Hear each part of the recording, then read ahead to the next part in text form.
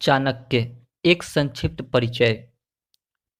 प्राचीन भारतीय संस्कृत वाङ्मय के इतिहास में आचार्य विष्णुगुप्त चाणक्य अपने गुणों से मंडित राजनीति विशारद, आचार विचार के मर्मज्ञ, कूटनीति में सिद्धहस्त एवं प्रवीण रूप में ख्यात नाम है।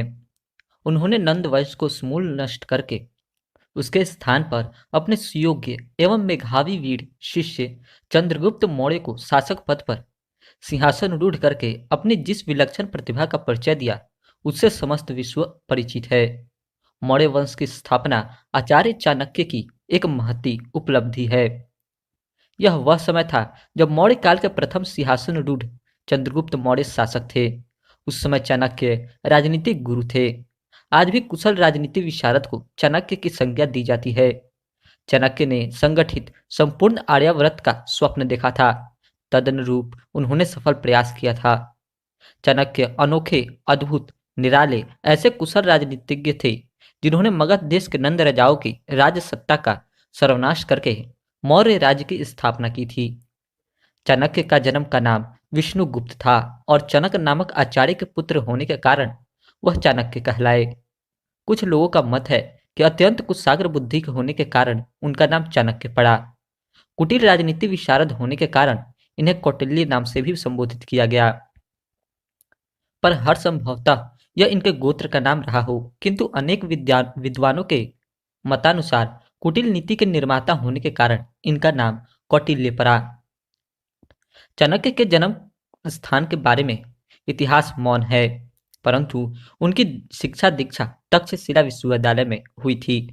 वह स्वभाव से अभिमानी, चारित्रिक एवं विषय दोषों से रहित, स्वरूप से कुरूप, बुद्धि से तीक्ष्ण, इरादे पक्के, प्रतिभा के धनी, युग दृष्टा एवं युग स्रष्टा थे। जन्म से पाटलिपुत्र के रहने वाले चाणक्य के बुद्धि बल का पूरा विकास तक्षशिला के आचार्यों के संरक्षण में हुआ। अपने प्रौढ़ ज्ञान के प्रभाव से वहां के विद्वानों को प्रसन्न कर चाणक्य राजनीति का प्राध्यापक बना। देश की दुर्व्यवस्था को देखकर उसका हृदय द्रवित हो उठा। इसके लिए उसने विस्तृत कार्यक्रम बनाकर देश को एक सूत्र में बांधने का संकल्प किया और इसमें उसे सफलता भी मिली। चाणक्य के जीवन का उद्देश्य केवल बुद्धिरस्य बलम तस्य ही था, इसलिए चाणक्य को अपनी बुद्धि एवं पुरुषार्थ पर पूरा भरोसा था। वह दैवाधीन जगत सर्व सिद्धांत को भ्रम मानता था।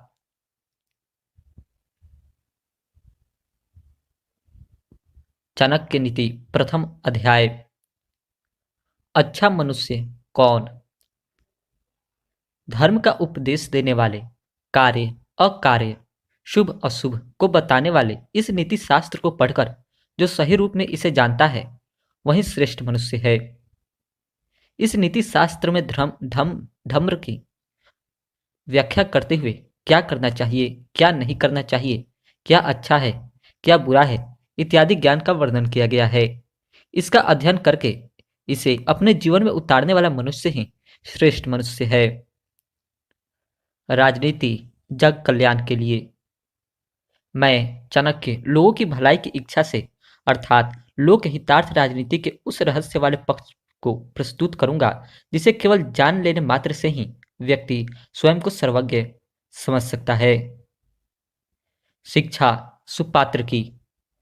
मूर्ख शिष्य को पढ़ाने से, उपदेश देने से, दुष्ट स्त्री का भरण पोषण करने से तथा दुखी लोगों का साथ करने से विद्वान व्यक्ति भी दुखी होता है। यानी कह सकते हैं कि चाहे कोई भी कितना ही समझदार क्यों ना हो, किंतु मूर्ख शिष्य को पढ़ाने पर, दुष्ट स्त्री के साथ जीवन बिताने पर तथा दुखियों, रोगियों के बीच में रहने पर विद्वान व्यक्ति भी दुखी हो ही जाता है। साधारण आदमी की तो बात ही क्या। अतः नीति यही कहती है कि मूर्ख शिष्य को शिक्षा नहीं देनी चाहिए, दुष्ट स्त्री से संबंध नहीं रखना चाहिए, बल्कि उससे दूर ही रहना चाहिए और दुखी व्यक्तियों के बीच में नहीं रहना चाहिए। हो सकता है ये बातें किसी भी व्यक्ति को साधारण या सामान्य लग सकती है, लेकिन यदि इन पर गंभीरता से विचार किया जाए तो यह स्पष्ट है कि शिक्षा या सीख उसी व्यक्ति को देनी चाहिए जो उसका सुपात्र हो या जिसके मन में इन शिक्षाप्रद बातों को ग्रहण करने की इच्छा हो। जिसके घर में माता न हो और स्त्री वह भिचारनी हो, उसे वन में चले जाना चाहिए, क्योंकि उसके लिए घर और वन दोनों समान ही है। दुखी का पालन भी संतान पर कारक ही होता है। वैध परदुह खेन तप्यते, दूसरों के दुख से दुखी होता है, अतः दुखियों के साथ व्यवहार करने से पंडित भी दुखी होगा। मृत्यु के कारणों से बचें। दुष्ट पत्नी, शठ मित्र, उत्तर देने वाला सेवक तथा सांप वाले घर में रहना ये मृत्यु के कारण है, इसमें संदेह नहीं करना चाहिए। आचार्य चाणक्य कहते हैं कि ये चार चीजें किसी भी व्यक्ति के लिए जीत जागती मृत्यु के समान है। दुष्चरित्र पत्नी, दुष्ट मित्र, जवाब देने वाला अर्थात मुंहलगा नौकर, इन सबका त्याग कर देना चाहिए।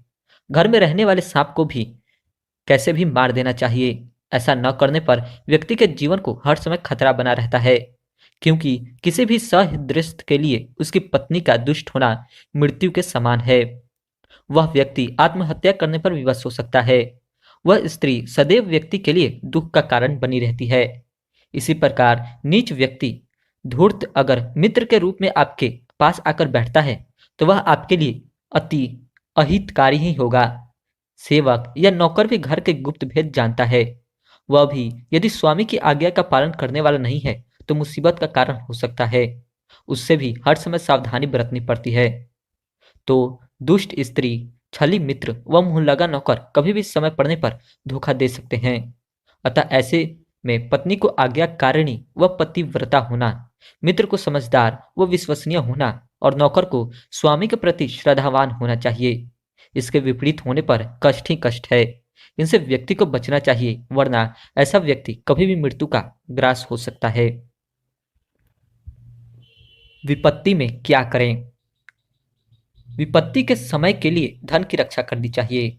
धन से अधिक रक्षा पत्नी की करनी चाहिए, किंतु अपनी रक्षा का प्रश्न सम्मुख आने पर धन और पत्नी का बलिदान भी करना पड़े तो भी नहीं चूकना चाहिए। संकट दुख में धन ही मनुष्य के काम आता है, अतः ऐसे संकट के समय में संचित धन ही काम आता है। इसलिए मनुष्य को धन की रक्षा करनी चाहिए। पत्नी धन से भी बढ़कर है, अतः उसकी रक्षा धन से भी पहले करनी चाहिए, किंतु धन एवं पत्नी से पहले तथा इन दोनों से बढ़कर अपनी रक्षा करनी चाहिए। अपनी रक्षा होने पर इनकी तथा अन्य सभी की रक्षा की जा सकती है। आचार्य चाणक्य धन के महत्व को कम नहीं करते, क्योंकि धन से व्यक्ति के अनेक कार्य सधते हैं, किंतु परिवार की भद्र महिला, स्त्री अथवा पत्नी के जीवन सम्मान का प्रश्न सम्मुख आ जाने पर धन की परवाह नहीं करनी चाहिए। परिवार की मान्य मर्यादा से ही व्यक्ति की अपनी मान मर्यादा है। वहीं चली गई तो जीवन किस काम का और वह धन किस काम का। पर जब व्यक्ति की स्वयं की जान पर बन आए तो क्या धन, क्या स्त्री, सभी की चिंता छोड़ व्यक्ति को अपनी जीवन की रक्षा करनी चाहिए। वह रहेगा तो ही पत्नी अथवा धन का उपभोग कर सकेगा, वरना सब व्यर्थ रह जाएगा। आपत्ति काल के लिए धन की रक्षा करनी चाहिए, लेकिन धनवान को आपत्ति क्या करेगी, अर्थात धनवान पर आपत्ति आते ही कहाँ है। तो प्रश्न उठा कि लक्ष्मी तो चंचल होती है, पता नहीं कब नष्ट हो जाए। तो फिर यदि ऐसा है तो कदाचित संचित धन भी नष्ट हो सकता है। बुढ़ा बुरा समय आने पर व्यक्ति का सब कुछ नष्ट हो सकता है। लक्ष्मी स्वभाव से ही चंचल होती है, इसका कोई भरोसा नहीं कि कब साथ छोड़ जाए। इसलिए धनवान व्यक्ति को भी यह नहीं समझना चाहिए कि उस पर विपत्ति आएगी ही नहीं। दुख के समय के लिए कुछ धन अवश्य बचाकर रखना चाहिए। इन स्थानों पर न रहें। जिस देश में सम्मान न हो, जहाँ कोई आजीविका न मिले, जहाँ अपना कोई भाई बंधु न रहता हो और जहाँ विद्या अध्ययन संभव न हो, ऐसे स्थान पर नहीं रहना चाहिए। अर्थात जिस देश का अथवा शहर में निम्नलिखित सुविधाएं न हो, उस स्थान को अपना निवास नहीं बनाना चाहिए। जहाँ किसी भी व्यक्ति का सम्मान न हो, जहाँ व्यक्ति को कोई काम न मिल सके, जहाँ अपना कोई सगा संबंधी या परिचित व्यक्ति न रहता हो, जहाँ विद्या प्राप्त करने के साधन न हो, अर्थात जहाँ स्कूल, कॉलेज या पुस्तकालय आदि न हो। ऐसे स्थानों पर रहने से कोई लाभ नहीं होता, अतः इन स्थानों को छोड़ देना ही उचित होता है। अतः मनुष्य को चाहिए कि वह आजीविका के लिए उपयुक्त स्थान चुने। वहाँ का समाज ही उसका सही समाज होगा, क्योंकि मनुष्य सांसारिक प्राणी है। वह केवल आजीविका के भरोसे जीवित नहीं रह सकता। जहाँ उसके मित्र बंधु हो, वहाँ आजीविका भी हो तो वह यह उपयुक्त स्थान होगा। विचार शक्ति को बनाए रखने के लिए ज्ञान प्राप्ति के साधन भी वहां सुलभ हो, इसके बिना भी मनुष्य का निर्वाह नहीं। इसलिए आचार्य चाणक्य यहाँ नीति वचन के रूप में कहते हैं कि व्यक्ति को ऐसे देश में निवास नहीं करना चाहिए जहां उसे न सम्मान प्राप्त हो, न आजीविका का साधन हो, न बंधु बांधव हो, न ही विद्या प्राप्ति का कोई साधन हो, बल्कि जहां ये संसाधन उपलब्ध हो वहां वास करना चाहिए। जहां कोई सेठ, विद्यापति, विद्वान, राजा और वैद्य न हो, जहां कोई नदी न हो, इन 5 स्थानों पर एक दिन भी नहीं रहना चाहिए। अर्थात इन स्थानों पर एक दिन भी नहीं रहना चाहिए। जिस शहर में कोई भी धनवान व्यक्ति न हो, जिस देश में वेदों को जानने वाले विद्वान न हो, जिस देश में कोई राजा या सरकार न हो, जिस शहर या गांव में कोई वैद्य, डॉक्टर न हो, जिस स्थान के पास कोई भी नदी न बहती हो। क्योंकि आचार्य चाणक्य मानते हैं कि जीवन की समस्याओं में इन 5 वस्तुओं का अत्यधिक महत्व है। आपत्ति के समय धन की आवश्यकता होती है, जिसकी पूर्ति धनी व्यक्तियों से ही हो पाती है। कर्मकांड के लिए पारंगत पुरोहितों की आवश्यकता होती है। राज्य शासन के लिए राज प्रमुख या राजा की आवश्यकता होती है। जल आपूर्ति के लिए नदी और रोग निवारण के लिए अच्छे चिकित्सक की आवश्यकता होती है। इसलिए आचार्य चाणक्य पूर्वोक्त 5 सुविधाएं जीवन के लिए अपेक्षित सुविधा के रूप में मानते हुए इनकी आवश्यकता पर बल देते हैं और इन सुविधाओं से संपन्न स्थान को ही रहने योग्य स्थान के रूप में समझते हैं। आचार्य चाणक्य कहते हैं कि जिस स्थान पर आजीविका न मिले, लोगों में भय, लज्जा, उदारता तथा दान देने की प्रवृत्ति न हो, ऐसी 5 जगहों को भी मनुष्य को अपने निवास के लिए नहीं चुनना चाहिए। इन 5 चीजों को विस्तार से बताते हुए वे कहते हैं कि जहां निम्नलिखित 5 चीजें न हो, उस स्थान से कोई सरोकार नहीं रखना चाहिए। पहला, जहां रोजी रोटी का कोई साधन अथवा आजीविका या व्यापार की स्थिति न हो। दूसरा, जहां लोगों में लोकलाज अथवा किसी प्रकार का भय न हो। तीसरा, जिस स्थान पर परोपकारी लोग न हो और जिनमें त्याग की भावना न पाई जाती हो। चौथा, जहां लोगों को समाज या कानून का कोई भय न हो। पांचवा, जहां के लोग दान देना जानते ही न हो। ऐसे स्थान पर व्यक्ति का कोई सम्मान नहीं होता और वहां रहना भी कठिन ही होता है। अतः व्यक्ति को अपने आवास के लिए सब प्रकार से साधन संपन्न और व्यवहारिक स्थान चुनना चाहिए, ताकि वह एक स्वस्थ वातावरण में अपने परिवार के साथ सुरक्षित एवं सुखपूर्वक रह सके। क्योंकि जहाँ के लोगों में ईश्वर, लोक व परलोक में आस्था होगी, वहीं सामाजिक आदर का भाव होगा। अकरणीय कार्य में अकरणीय कार्य करने में भय, संकोच व लज्जा का भाव रहेगा। लोगों में परस्पर त्याग भावना होगी और वे व्यक्ति स्वार्थ में लीन कानून तोड़ने में प्रवृत्त नहीं होंगे, बल्कि दूसरों के हितार्थ दानशील होंगे। परख समय पर होती है। आचार्य चाणक्य समय आने पर संबंधियों की परीक्षा के संदर्भ में कहते हैं, किसी महत्वपूर्ण कार्य पर भेजते समय सेवा की पहचान होती है। दुख के समय में बंधु बांधवों की, विपत्ति के समय मित्र की तथा धन नष्ट हो जाने पर पत्नी की परीक्षा होती है। यदि किसी विशेष अवसर पर सेवक को कहीं किसी विशेष कार्य से भेजा जाए, तभी उसकी ईमानदारी आदि की परीक्षा होती है। रोग या विपत्ति में ही सगे संबंधियों तथा मित्रों की पहचान होती है और गरीबी में, धनाभाव में पत्नी की परीक्षा होती है। सभी जानते हैं कि मनुष्य सामाजिक प्राणी है, वह अकेला नहीं रह सकता। उसे अपने हर काम को करने में सहायक, मित्र, बंधु, सखा और परिजनों की आवश्यकता होती है।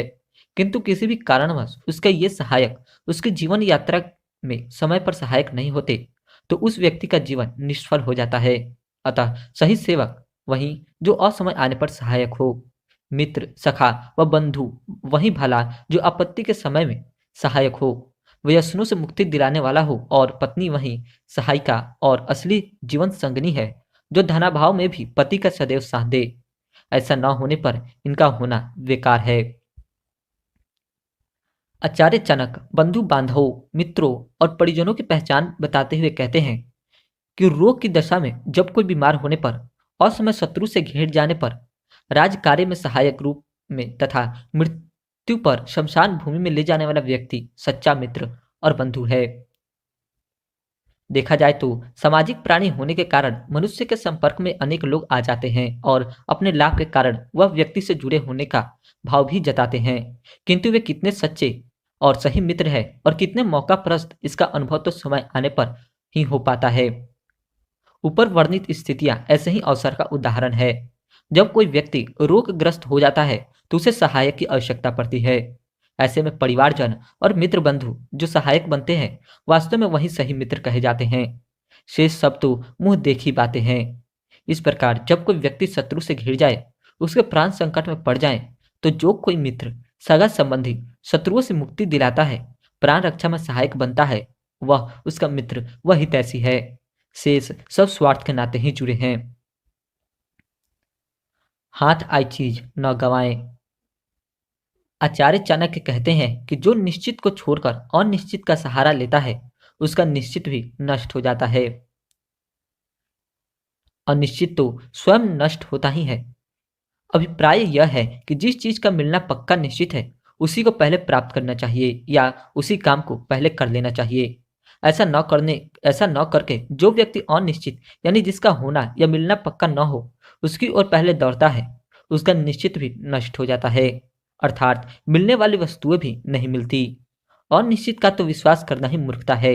इसे तो नष्ट ही समझना चाहिए। अर्थात ऐसा आदमी अक्सर आधी तज पूरी को धावे, आधी मिले न पूरी पावे की स्थिति का शिकार हो जाता है। इस संदर्भ में अनेक उदाहरण दिए जा सकते हैं। कुछ व्यक्ति केवल मनोरथ से ही कर्म की प्राप्ति मान लेते हैं। वह जो कुछ पाने योग्य हाथ में है, उसकी परवाह किए बगैर जो हाथ में नहीं है, उसके चक्कर में पड़ जाते हैं और होता यह है कि जो पा सकते थे, उसे भी गंवा बैठते हैं। ये व्यक्ति केवल डींगे मारते हैं, कर्म में शिथिलता बरतते हैं और शेख चिल्ली होकर रह जाते हैं। इसलिए व्यक्ति को चाहिए कि वह अपने साधनों के अनुरूप कार्य योजना बनाकर चले, तभी वह इस जीवन रूपी सागर को शरीर रूपी नौका के सहारे पार जा सकता है। वरना नाव मझधार में कहीं भी मनोरथ के भंवर में फंसकर रह जाएगी। अतः मनुष्य को अपनी क्षमता को पहचान कर कार्य करना चाहिए, क्योंकि काम करने से ही होता है, केवल मनोरथ से नहीं। विवाह समान में ही शोभा देता है। आचार्य चाणक्य विवाह के संदर्भ में रूप और कुल में श्रेष्ठता कुल को देते हुए कहते हैं कि बुद्धिमान मनुष्य को चाहिए कि वह रूपवती न होने पर भी कुलीन कन्या से विवाह कर ले। तो लेकिन नीच कुल की कन्या यदि रूपवती तथा सुशील भी हो तो उससे विवाह न करें, क्योंकि विवाह समान कुल में ही करना चाहिए। विवाह के लिए वर और वधू दोनों का घराना समान स्तर का होना चाहिए। बुद्धिमान मनुष्य को अपने समान कुल की कन्या से ही विवाह करना चाहिए, चाहे कन्या साधारण रंग रूप की ही क्यों न हो। निम्न कुल की कन्या यदि सुंदर और सुशील भी हो तो उससे विवाह नहीं करना चाहिए।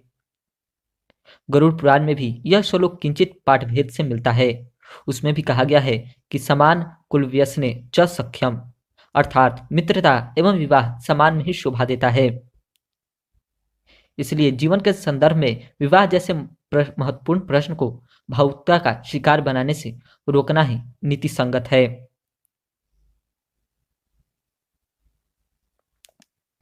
देख परख कर भरोसा करें। आचार्य चाणक्य यहाँ विश्वसनीयता के लक्षणों की चर्चा करते हुए कहते हैं कि लंबे नाखूनों वाले हिंसक पशुओं, नदियों, बड़े बड़े सींग वाले पशुओं, सशस्त्रधारियों, स्त्रियों और राज परिवारों का कभी विश्वास नहीं करना चाहिए, क्योंकि ये कब घात कर दें, चोट पहुंचा दें, कोई भरोसा नहीं। जैसे लंबे नाखून वाले सिंह, भालू अथवा बाघ आदि पर भरोसा नहीं किया जा सकता, क्योंकि उनके संबंध में आप इस बात के लिए आश्वस्त नहीं हो सकते। इसलिए उन पर विश्वास करने वाला व्यक्ति सदा धोखा खाता है। ऐसे ही यदि आप कोई नदी पार करना चाहते हो तो आपको किसी व्यक्ति के यह कहने पर भरोसा नहीं करना चाहिए कि नदी का प्रवाह अथवा गहराई कितनी है, क्योंकि नदी के प्रवाह और उसकी गहराई के संबंध में कोई निश्चित धारणा कभी नहीं बताई जा सकती। इसलिए आप यदि नदी में उतरते हैं तो आपका सावधान रहना आवश्यक है। इसी प्रकार चाणक्य का कहना है कि सींग वाले पशुओं तथा सशस्त्रधारी व्यक्ति का भी विश्वास नहीं किया जा सकता, क्योंकि न जाने वे कब स्वार्थवश आपका अहित कर बैठें या अपने जुनून में आक्रमण कर दें। इसी प्रकार स्त्रियों का भी आंख मीचकर विश्वास नहीं किया जा सकता, क्योंकि क्या पता उनके मन में क्या है और वे अपने संकीर्ण सोच प्रति ईर्ष्या द्वेष से ग्रस्त आपको कब गलत सलाह दे बैठे या आपको गलत अपने अनुकूल कार्य के लिए प्रेरित कर दे। आचार्य चाणक्य का स्पष्ट मत है कि बहुत सी स्त्रियां कहती कुछ है और करती कुछ और हैं। वे प्रेम किसी अन्य से करती हैं तथा प्रेम का प्रदर्शन किसी अन्य से करती हैं।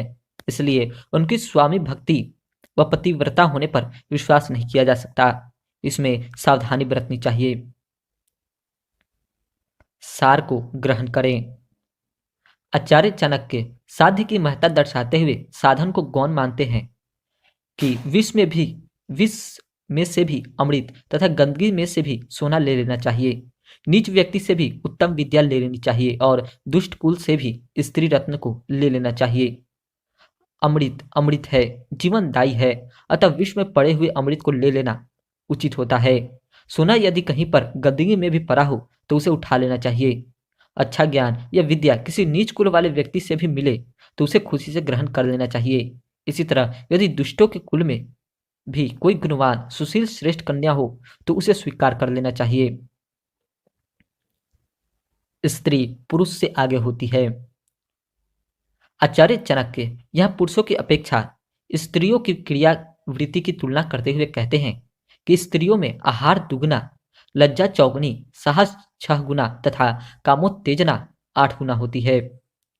यहाँ वस्तुतः नारी के बारे में जो कहा गया है उसकी निंदा नहीं बल्कि गुण की दृष्टि से प्रशंसा है कि स्त्रियों का आहार पुरुष से दोगुना होता है, लज्जा चौगुनी होती है, किसी भी बुरे काम को करने की हिम्मत स्त्री में पुरुषों से 6 गुना होती है तथा कामोत्तेजना इच्छा पुरुष से स्त्री में 8 गुना अधिक होती है। द्वितीय अध्याय, स्त्रियों के स्वाभाविक दोष। आचार्य चाणक्य स्त्रियों के स्वभाव पर टिप्पणी करते हुए कहते हैं कि झूठ बोलना, साहस, छल कपट, मूर्खता, अत्यंत लोभ, अपवित्रता और निर्दयता ये स्त्रियों के स्वाभाविक दोष है। अर्थात स्त्रियों में यह प्रवृत्ति जन्म से ही होती है। वे अपने दुस्साहस में कोई भी ऐसा काम कर सकती है जिस पर भरोसा नहीं किया जा सकता। आचार्य चाणक्य ने यह नारी के स्वभाव का वर्णन किया है और मानते हैं कि सृष्टि की रचना में नारी का अक्षुण्ण योगदान है। लेकिन जहाँ स्वभाव का प्रश्न है वहाँ ये दोष भी पाए जाते हैं। इसका अर्थ यह नहीं कि नारी बुद्धिमान नहीं होती। आद्य शंकराचार्य ने प्रश्नोत्तरी में उल्लिखित किया है कि द्वारम किमेकम नरकस्य नारी, अर्थात नरक का प्रधान द्वार या एकमात्र द्वार के रूप में नारी को उद्धृत किया है। तुलसीदास ने कहा है कि नारी स्वभाव सत्य कवि कहीं, अवगुण 8 सदा उर रही। इन 8 अवगुणों में इसी श्लोक में गिनाए नामों का अनुवाद किया है। साथ ही सामान्य नियम को विशेष नियम प्रभावित करते रहते हैं, क्योंकि नारी ममता, दया, क्षमा आदि का एकमात्र स्थान है। इसके बिना सृष्टि ही अधूरी है। अतः सीता, राधा, जीजाबाई, लक्ष्मीबाई आदि में अवगुण ढूंढना अपनी अविवेकता है। ये तो नारी के आदर्श हैं और आचार्य चाणक्य ने स्त्रियों के जिन दोषों के ऊपर चर्चा की है वे स्वाभाविक वृत्तियां हैं। आवश्यक नहीं कि ये सभी स्त्रियों में पाई जाए। जीवन के सुख भाग्यशाली को मिलते हैं। आचार्य चाणक्य का कथन है कि भोज्य पदार्थ, भोजन शक्ति, रति शक्ति, सुंदर स्त्री, वैभव तथा दान शक्ति ये सब सुख किसी अल्प तपस्या का फल नहीं होते। अर्थात सुंदर खाने पीने की वस्तुएं मिले और जीवन के अंत तक खाने पचाने की शक्ति बनी रहे, स्त्री से संभोग की इच्छा बनी रहे तथा सुंदर स्त्री मिले, धन संपत्ति हो और दान देने की आदत भी हो, ये सारे सुख किसी भाग्यशाली को ही मिलते हैं। पूर्व जन्म में अखंड तपस्या से ही ऐसा सौभाग्य मिलता है। जीवन सुख में ही स्वर्ग है। आचार्य चाणक्य का कथन है कि जिसका पुत्र वशीभूत हो, पत्नी वेदों के मार्ग पर चलने वाली हो और जो अपने वैभव से संतुष्ट हो, उसके लिए यही स्वर्ग है। अभिप्राय यह है कि जिस मनुष्य का पुत्र आज्ञाकारी होता है, सब प्रकार से कहने में होता है, पत्नी धार्मिक और उत्तम चाल चलन वाली होती है, सद्गृहिणी होती है तथा जो अपने पास जितनी भी धन संपत्ति है उसी में खुश रहता है, संतुष्ट रहता है, ऐसे व्यक्ति को इसी संसार में स्वर्ग का सुख प्राप्त होता है। उसके लिए पृथ्वी में ही स्वर्ग हो जाता है। क्योंकि पुत्र का आज्ञा पालक होना, स्त्री का पतिव्रता होना और मनुष्य का धन के प्रति लोभ लालच न रखना अथवा मन में संतोष बनाए रखना ही स्वर्ग के मिलने वाले सुख के समान है। ऐसा विश्वास किया जाता है कि स्वर्ग अनेक शुभ अथवा पुण्य कार्यों के अर्जित करने से ही प्राप्त होते हैं। जिस व्यक्ति को ये तीनों सुख प्राप्त हों, उसे बहुत भाग्यशाली समझना चाहिए। सार्थकता में ही संबंध का सुख।